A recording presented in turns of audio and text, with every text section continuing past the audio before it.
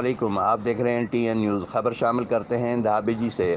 الریاض English language centre Dhabeji میں یوم قرارداد پاکستان منایا گیا۔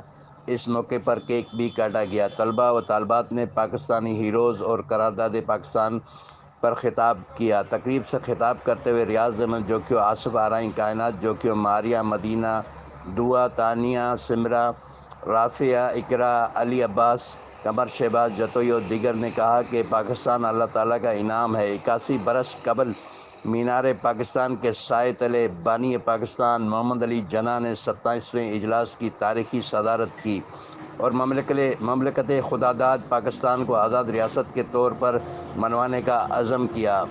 آج پاکستان مشکلات کے مختلف ادوار سے گزرتے ہوئے لاکھوں قربانیوں کی بنیاد پر مستحکم کھڑا ہے۔ اس وطن پر اللہ تعالیٰ کا خاص انعام ہے کہ ان حالات میں بھی آزادانہ انداز کے ساتھ تمام قوموں کی پہچان ہے۔ تقریب میں پاک فوج زندہ باد اور پاکستان زندہ باد کے نعرے بھی لگائے گئے۔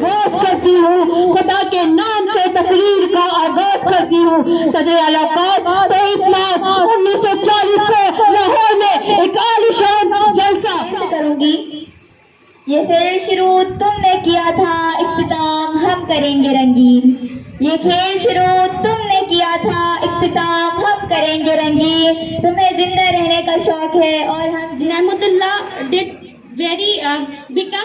did very hard work and they become iron wall against Hindus and Muslims قیادت میں ایک الگ امن پسند ملک کا مطالبہ کھلے عام کیا گیا تھا۔ آج کے دن لوگوں کے دلوں میں ایک نیا جذبہ پیدا ہوا تھا۔ آج کے دن کئی لوگوں نے اپنے الگ وطن کے خواب اپنی آنکھوں میں سجائے تھے اور کیا خوب کہا ہے کسی نے کہ یہ خواب تھا اقبال کا۔ کیمرہ مین ٹیم کے ساتھ شاہد Samoo, T N news Dhabeji.